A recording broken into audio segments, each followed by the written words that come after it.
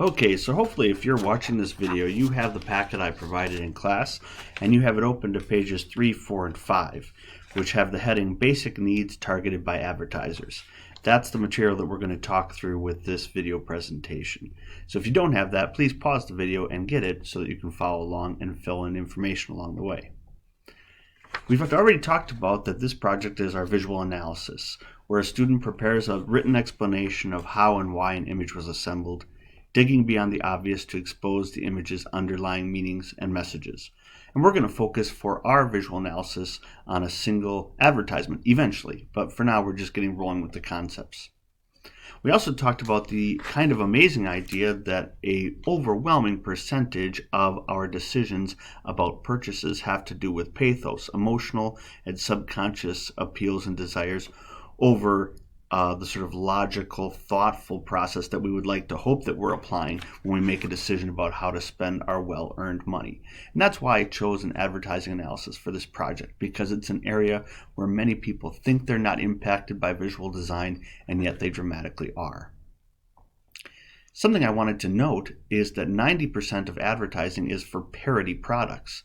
Now that may not be a term you know, I wouldn't have in your position, but I think if I give you some examples, you'll easily be able to tell me what parody products must indeed be.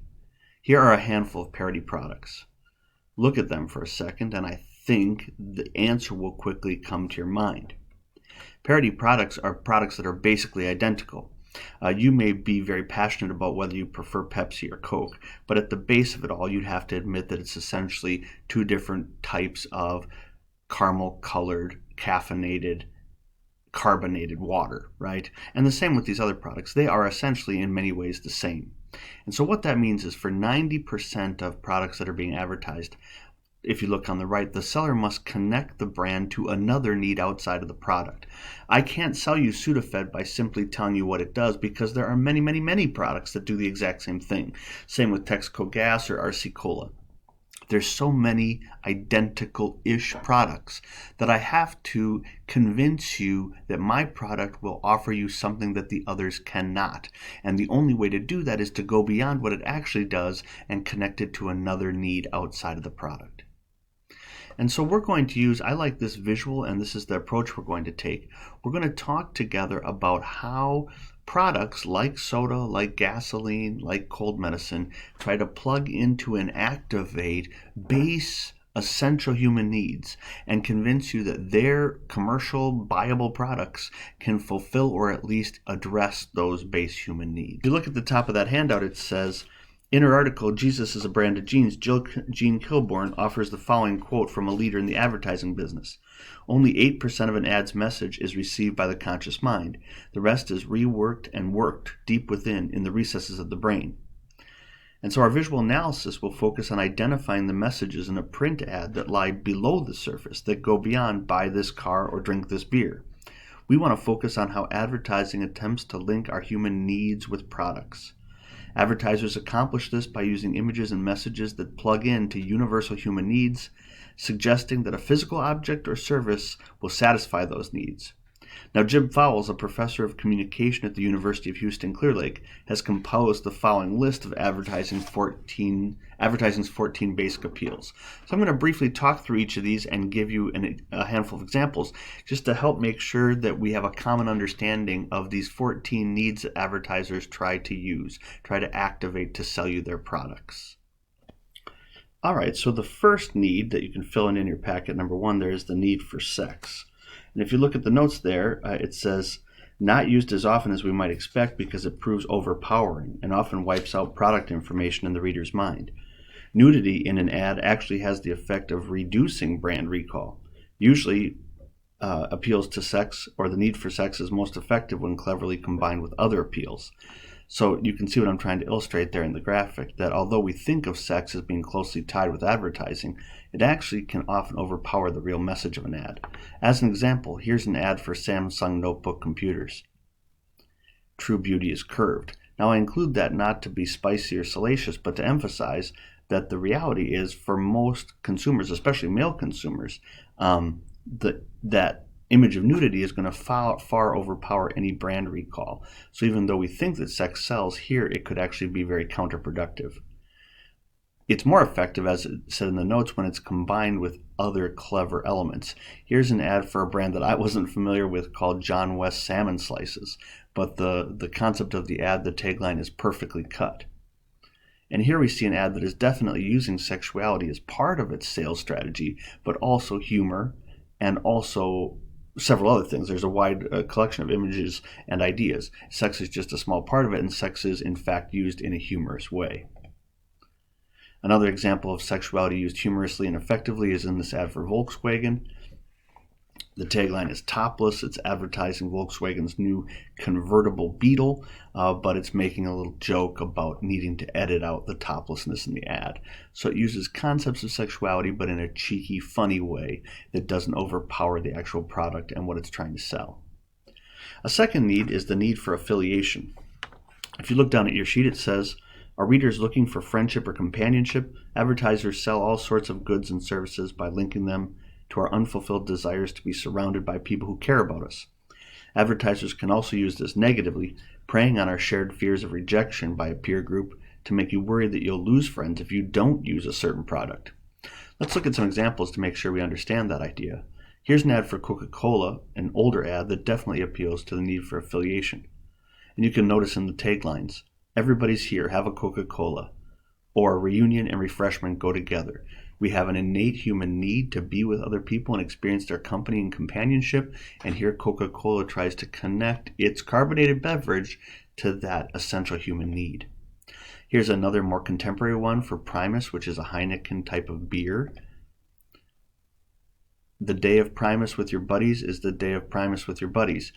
No matter what happens, the ad promises. So here again, even though these people are facing a calamitous, disastrous situation, the companionship that they have is plenty of solace, plenty of relief. But that companionship is very closely connected with this brand. So using our desire for friendship and company to connect with something they're trying to sell. The third need is called the need to nurture.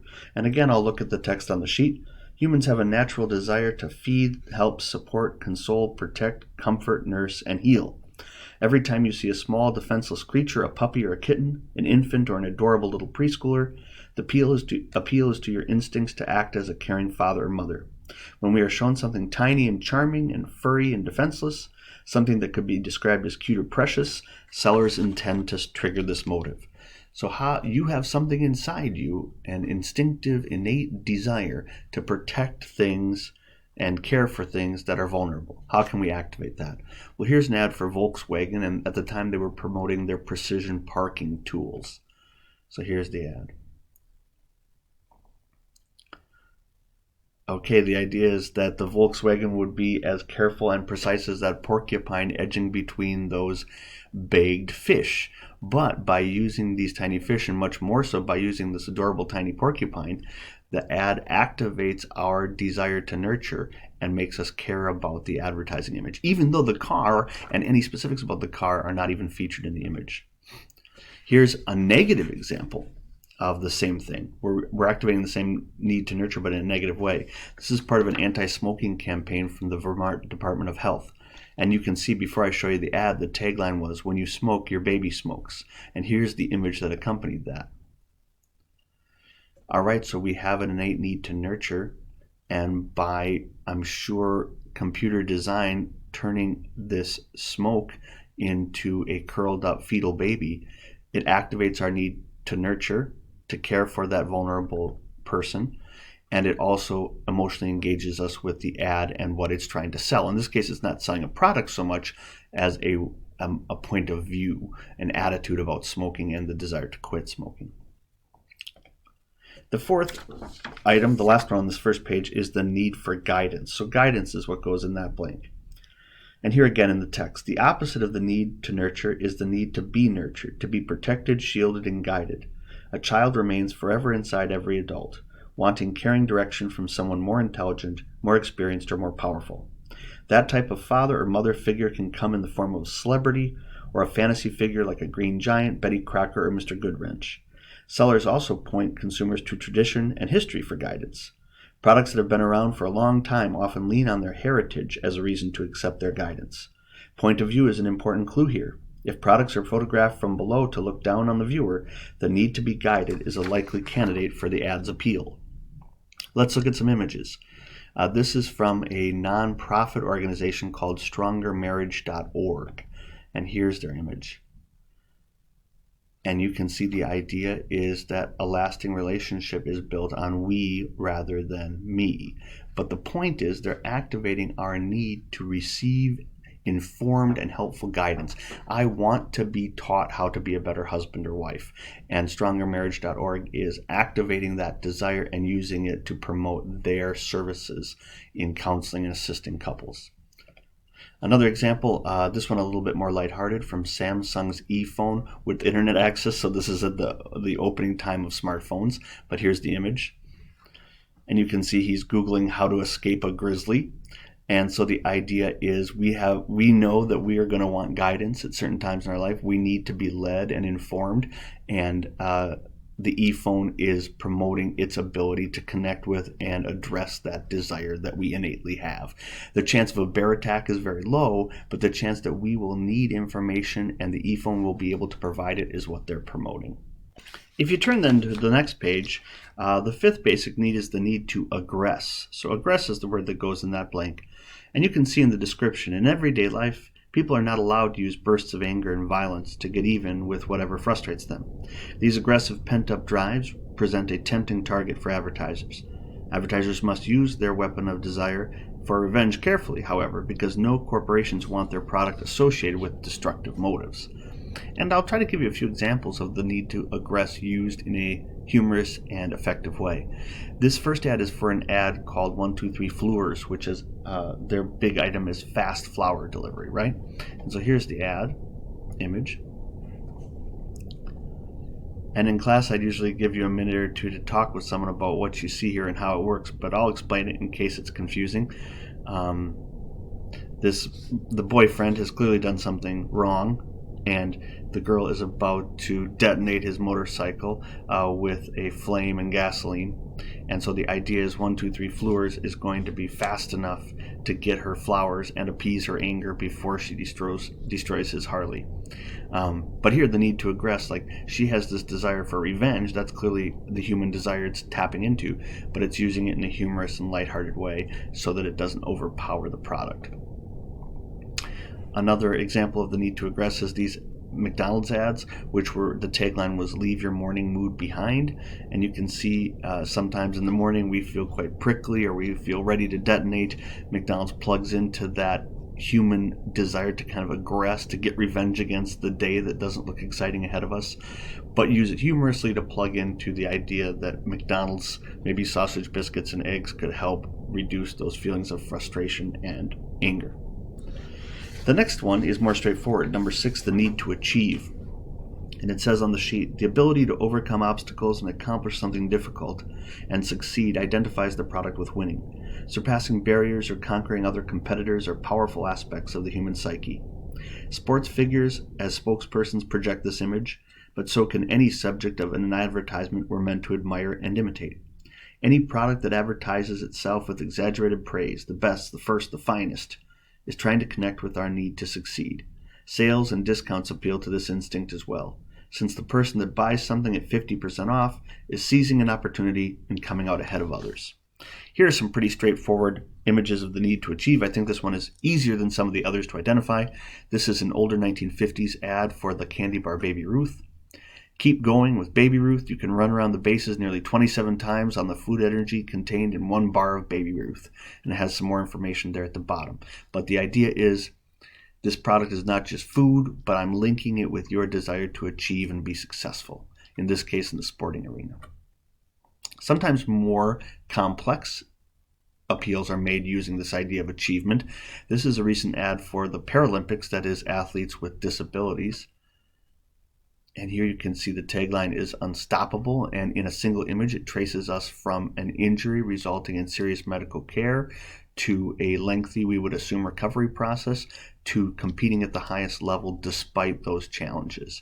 And so that need to achieve there is plugged into in a different, more complex way. Number 7 is the need to dominate. Dominate is what goes in that blank. We crave power over our environment and surroundings, even omnipotence, and ads can promise us miraculous command, control, and authority. Men and women alike desire a sensation of influence and power that advertisers can tap into and exploit. I want to show you a few very sexist ads from the past because they so dramatically emphasize this particular appeal. It's still used today, but not in this context because it's no longer, and wasn't even then, certainly appropriate. These are for Men's Slacks, a brand that I don't think exists anymore called Dacros Mr. Legs. But here's the ad. And it says, the tagline you can see is, "It's nice to have a girl around the house," and then the smaller text, "Though she was once a tiger lady, our hero didn't have to fire a shot to floor her. After one look at his Mr. Legs slacks, she was ready to have him walk all over her. That noble styling sure soothes the savage heart." Now, again, the sexism in this ad is reprehensible, but it is a transparently obvious example of this need to dominate. People have a need to dominate and control others. That's a base instinct of ours. And here, a pants company, a slacks company, is trying to plug that into their product to make you think that the pants can help you fulfill that desire to control your life, your marriage, your occupation, everything. Here's a more sophisticated example of that. This is from a self-defense academy for older people, for senior people. And here's the image. And there you can see the promise is maybe older people feel a certain amount of apprehension or concern about their safety on a daily basis. And this self-defense academy promises that even were you to be attacked by a giant looming figure with a baseball bat and some other signifiers of threat, you would be able to emerge victorious. Number 8 is the need for prominence. Prominence. And here you can see on the sheet, we want to be admired and respected, to enjoy prestige and high social status. Setting can often establish this need: a book-lined library, a dining room thick with antiques, etc. Sellers can also use a negative version of this technique when they suggest that the respect and status a consumer has will be stripped if he does not remain loyal to the product. So for instance, here's an ad for Panatela Cigars, a brand I hadn't heard of, but the example is a very clear echo of the need for prominence. Here you go. Robert Burns Panatela Deluxe. You can see the expensive suit, the carefully manicured hands, the carefully laid out cigars in a specialized box, and it says at the bottom, pleasure chest. And if you read more, you would see the carefully chosen language. This is all to emphasize that we have a need to feel admired and respected, and these cigars are trying to plug into that and make a quiet promise that these cigars will fulfill or help fulfill that need.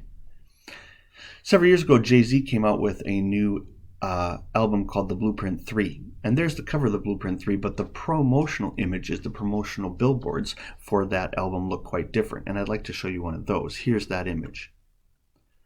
And this seems like an obvious echo of the need for prominence. This is a person who has a restaurant all to himself. He has an expensive cigar, smoke, it cascades around him. I'm sure a very expensive bottle of wine, an expensive watch, an expensive tie and dress shirt. Every signifier of success and opulence is present there. And it's trying to connect with our desire to be prominent, to be respected, and have a high social status.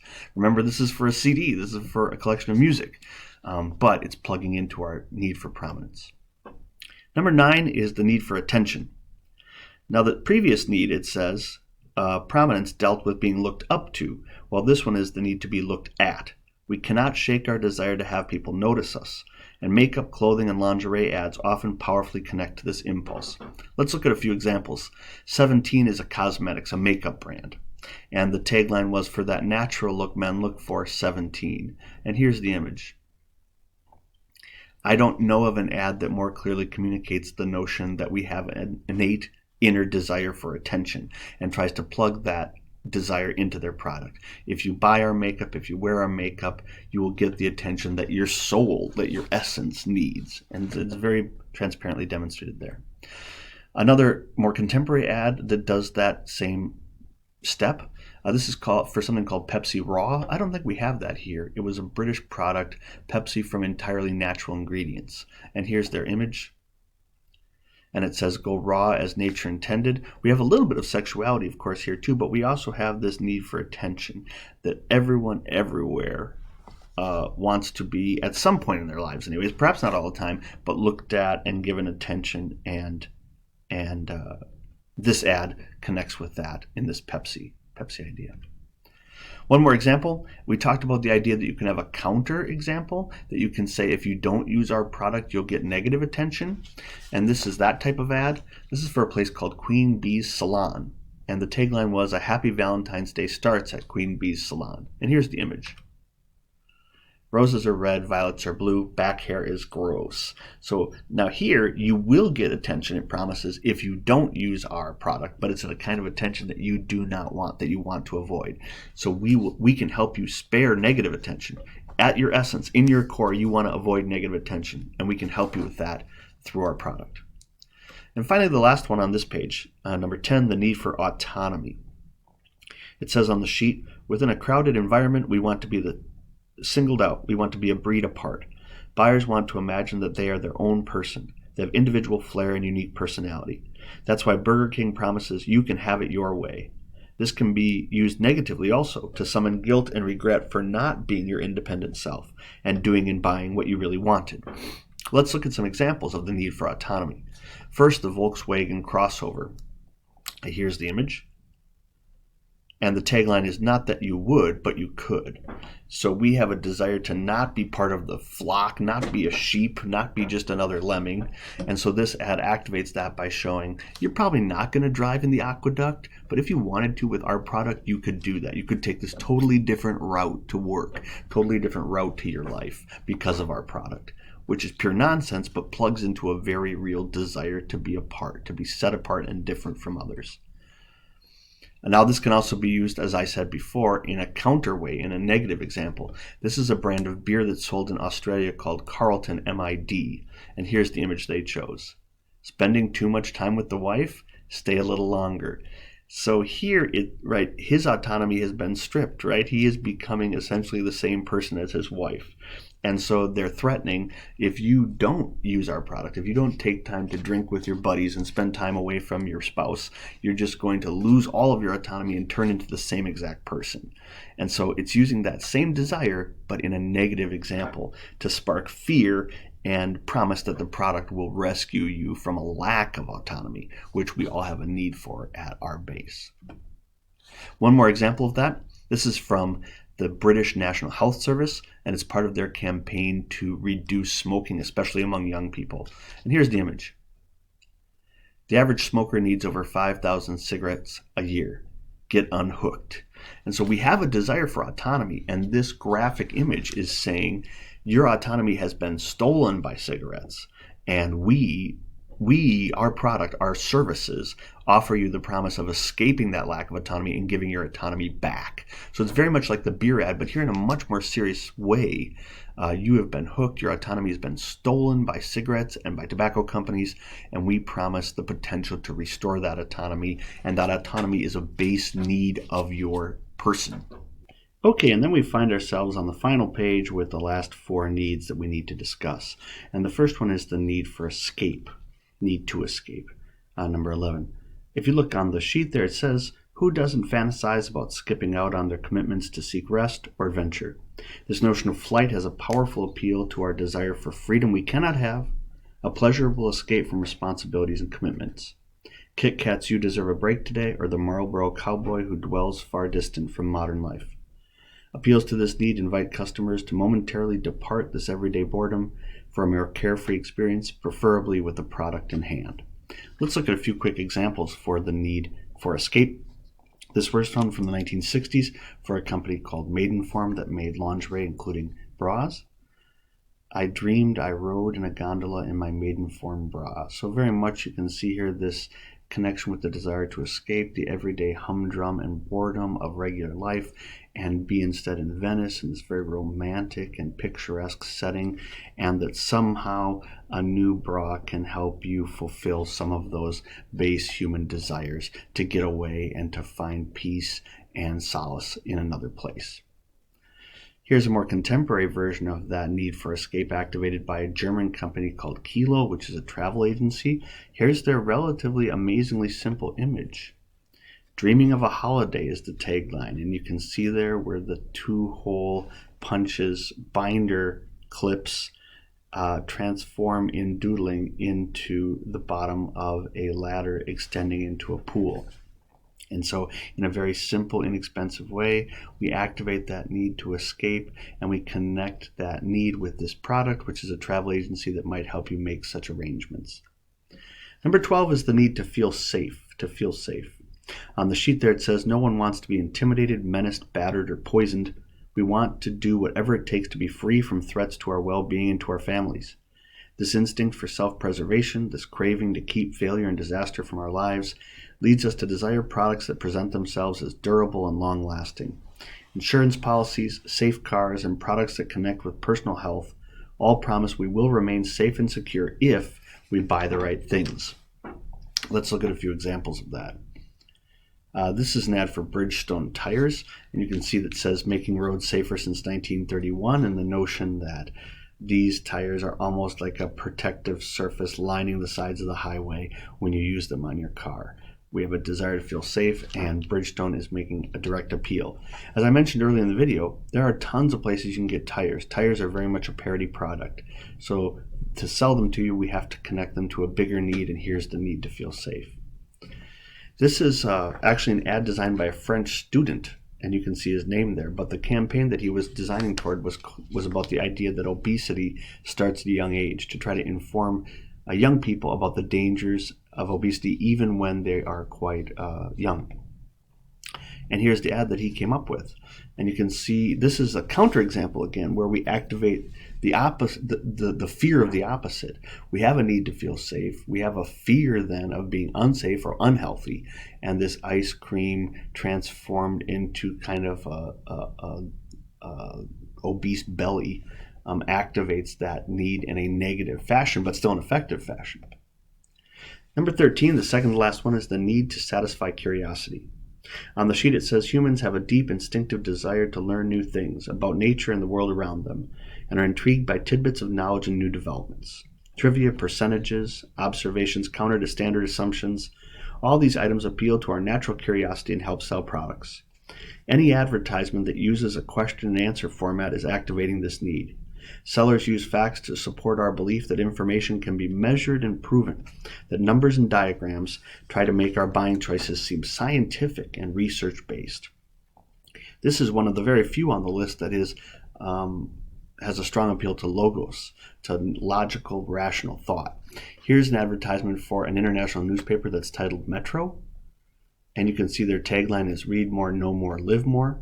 So appealing to the desire to know more about the surrounding world and thus live a more complete life, and that Metro can help fulfill that need. There are tons of newspapers, so it's not a matter of just telling you what's going on. You can get that from anywhere. That's a parody product, so instead activate this desire to satisfy curiosity. Less positive use of that same desire. This is from a group called Moms Demand Action, which is for restrictive gun rules in America.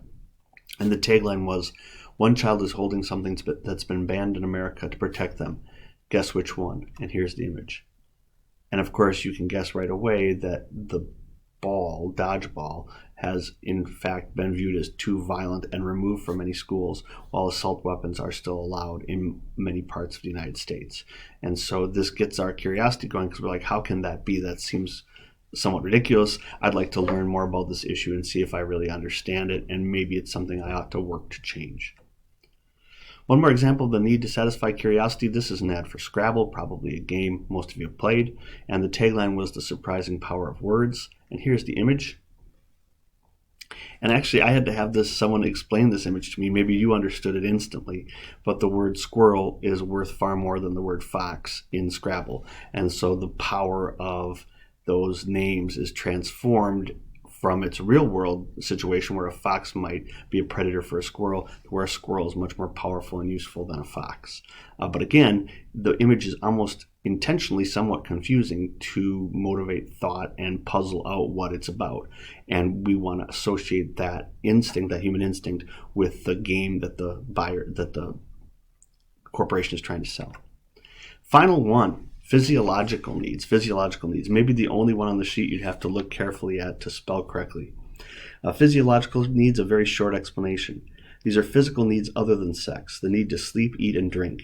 Advertisers for juicy pizza are especially appealing late at night. All right, so these are pretty transparent. Chocolate factory restaurant, for your sweet tooth, for all your other teeth. So these are just literal pictures of the food that you can buy at the restaurant that will transform you from a hungry person into a less hungry person. So I suppose here this is pretty logos too, like here's the food that we have, do you want to buy it? Sometimes they're a little bit more creative or imaginative though. This is an ad for KFC, Kentucky Fried Chicken's hot and spicy chicken. Here's the image. So here we have a combination of different things. We have a picture of literal chicken, sort of, but it's been transformed into the exhaust fumes from a race car. And so we have a few different things happening at once, but one of them is summoning a mental, literal image of the chicken that you can buy at KFC.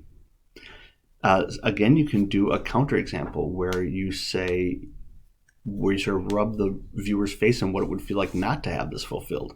Heinz ketchup had a campaign a few years ago called Without, and here's one of those images.